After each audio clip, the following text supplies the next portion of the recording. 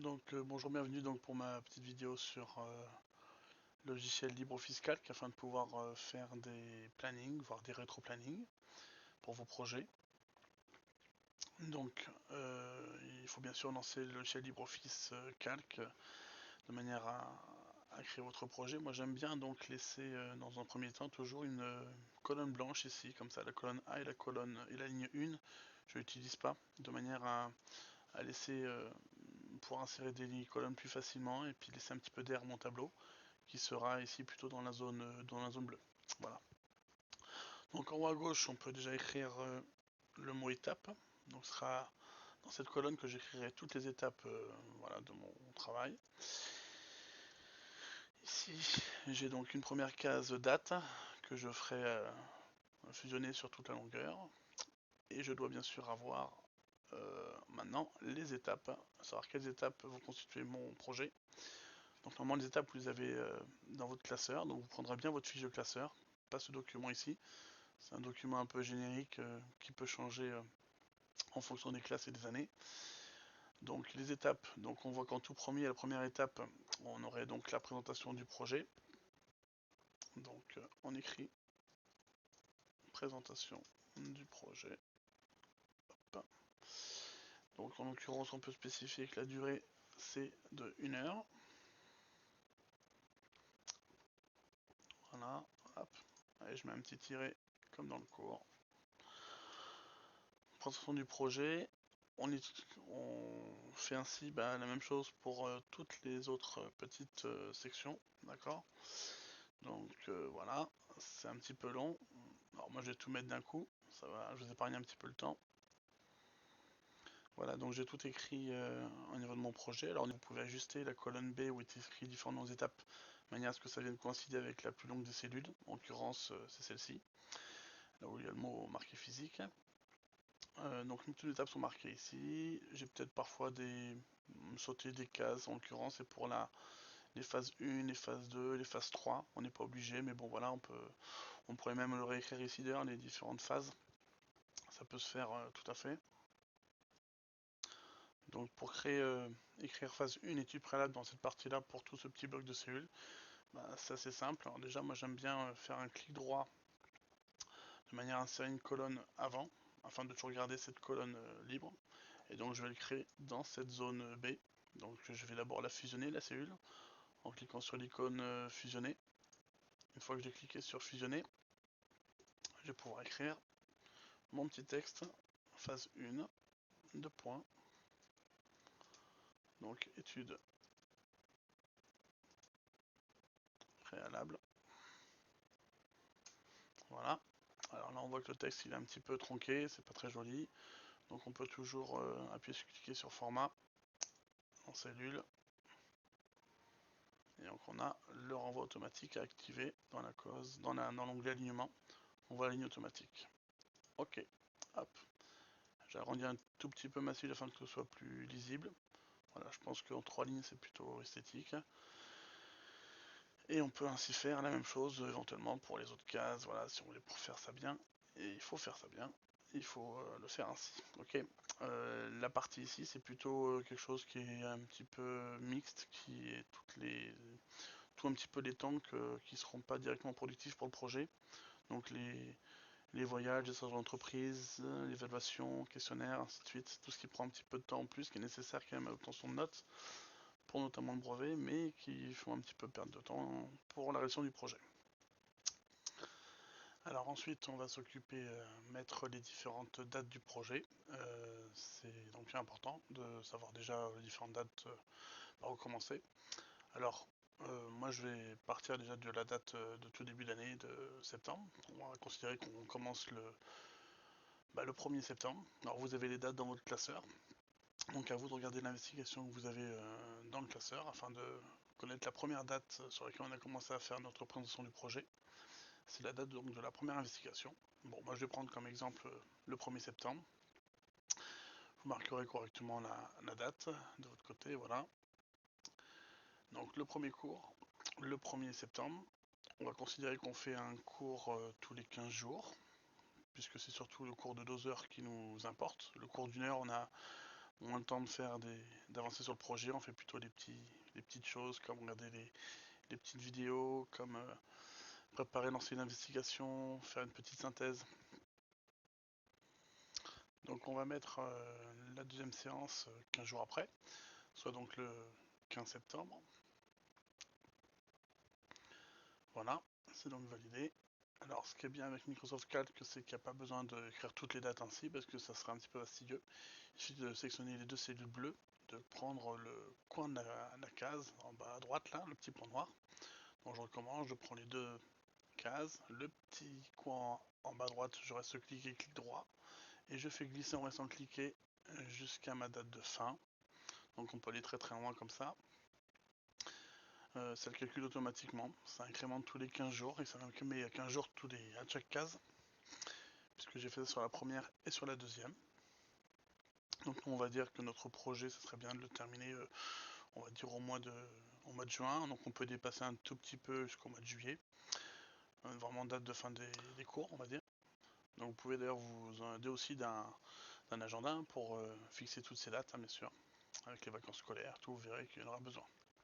Alors ensuite vient le moment le plus important, c'est de mettre des petites couleurs dans les cases en fonction du temps que ça vous a pris. Alors par exemple, la présentation du projet, ça se fait évidemment à la toute première séance, le 1er septembre, c'est ce qu'on a fait en tout premier. Alors ça nous a pris 1 heure, voire peut-être un peu plus, avec le lancement de l'investigation.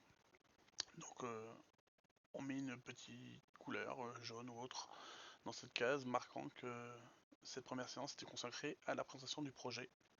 Alors on va faire pareil pour la deuxième étape, qui est donc l'étude du cahier des charges. Comme ça nous a pris 2 heures, ça nous prend tout un bloc de 15 jours où on a que 2 heures de techno. Et on fait la même chose pour les autres étapes, voilà, en faisant attention de bien relever dans les classeurs les différentes dates, de se souvenir un petit peu de ce que vous avez eu le temps de faire. Là en l'occurrence on avait donc 2 heures et on a fait donc 2 étapes puisque chacune prenait 1 heure. Voilà, ça on le fait de cette manière-là. Alors vous pouvez bien sûr changer les couleurs, hein, vous n'êtes pas obligé de respecter, mettre que du jaune, on peut mettre des couleurs différentes aux différentes étapes, vous verrez que ce sera encore plus lisible. Donc on fait la même chose pour toutes les autres étapes. Alors on peut notamment mettre une sorte de date butoir, mettre une colonne en rouge, de manière à pouvoir dire que cette date-là, il faut à tout prix que le projet soit terminé, donc tout doit rentrer d'ici là, comme une sorte d'objectif à atteindre. Le but du rétro-planning. Donc on met ainsi une couleur rouge dans la colonne. On peut mettre aussi la couleur blanche au niveau de la police, hein, si on voulait même, pour que ce soit un petit peu plus lisible. Il n'y a pas de souci de faire ainsi. Donc voilà votre planning qui commence à apparaître. Alors les dates sont un tout petit peu serrées, on a du mal à tout voir. Donc il y a un moyen très simple de manière à bloquer les 3 premières colonnes A, B, C et de faire glisser les autres par-dessous, regardez bien. Il suffit d'aller dans affichage, fixer ligne et colonne. Et donc on va fixer la colonne C, de manière à ce qu'elle soit toujours apparente. On a le petit trait qui est apparu. Et donc quand je fais glisser ma barre, automatiquement mes autres colonnes qui suivent, D, E et ainsi de suite, glissent sous la colonne C. Et ainsi il est toujours apparente. Ça permet d'avoir une bonne lisibilité au niveau du projet par rapport à la date du jour et voir qu'est-ce qu'il vous reste à faire. Ça peut être assez pratique. Voilà, au niveau de la visibilité, ce que vous pouvez ajouter de mieux. Donc il faudra bien sûr compléter les autres cases en fonction des jours, de ce que ça vous a pris à faire. Alors bien sûr parfois il y aura plusieurs étapes qui ont été réalisées le même jour, hein, c'est normal, vous êtes plusieurs dans le groupe, c'est tout à fait normal. Alors là par exemple je prends un autre exemple, on pourrait imaginer qu'on est à la conception des meubles à faire. Donc conception des meubles c'est 8 heures. 8 heures donc ça veut dire qu'il faut prendre 4 blocs de 2 heures donc. Alors on va considérer qu'on fait ça à ce moment-là. On peut voilà, mettre une couleur différente. Allez, on va prendre du bleu pour changer. On peut fusionner ces cellules en cliquant sur cette petite icône fusionner afin de faire une seule et même cellule, un gros bloc de 4 cellules qui sont fusionnées. Voilà. Donc ensuite ce petit bloc, on peut toujours s'amuser à le déplacer s'il y avait besoin parce qu'on a perdu du temps, au contraire parce qu'on en a gagné. C'est un planning, c'est toujours évolutif, ça va changer en permanence. Et si par exemple on a perdu du temps et que c'est pas en février qu'on peut faire, mais en mars, à ce moment-là vous coupez cette petite case. Voilà, vous le coupez en cliquant sur couper. Vous le déplacez ailleurs et vous le collez dans la bonne euh, case qui correspond au mois de mars. Voilà.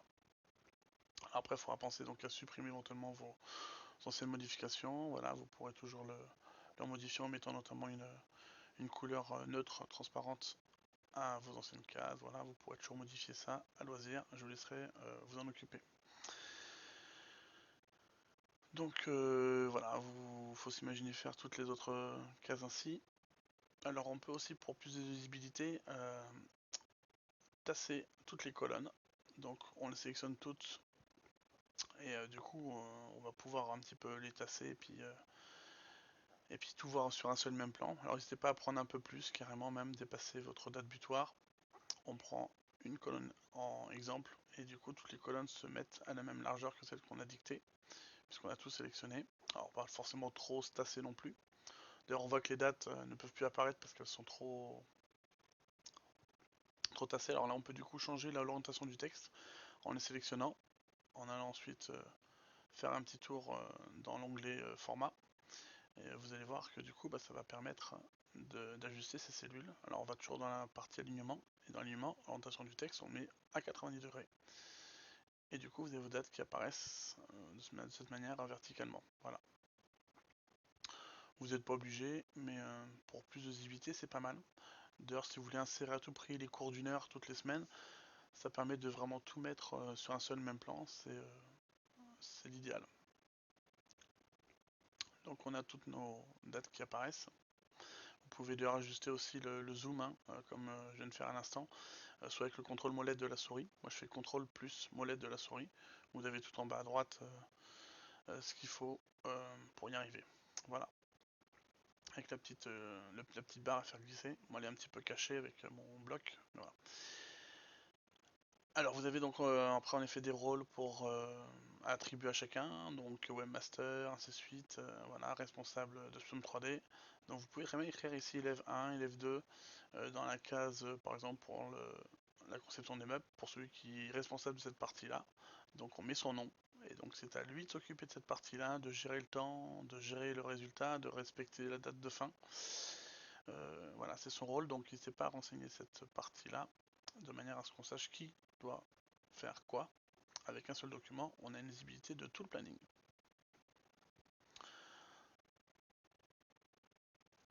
Donc les stages en entreprise, c'est important en effet de les mettre puisque c'est des périodes qui seront perdues malheureusement. Alors perdues pour le projet, mais pas perdues pour votre orientation, pas du tout. Donc vous copiez le texte, vous sélectionnez la semaine où ça va impacter notre projet et ça va nous faire perdre du temps. Donc là en l'occurrence, voilà, je prends cet exemple en janvier, on sélectionne toute la colonne, on fusionne, on y colle notre texte avec marqué stage en entreprise, on valide en faisant entrer.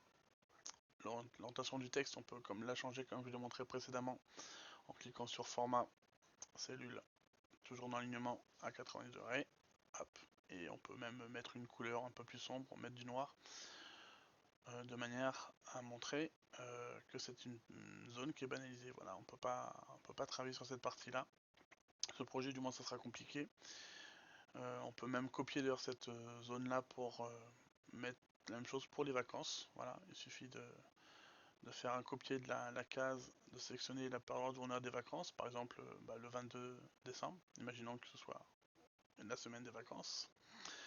Et donc on ne peut pas travailler, on perd 15 jours de travail, ce qui est normal, et donc il suffit de le coller. Alors après vous changez le texte, donc à la place d'écrire les vacances de Noël,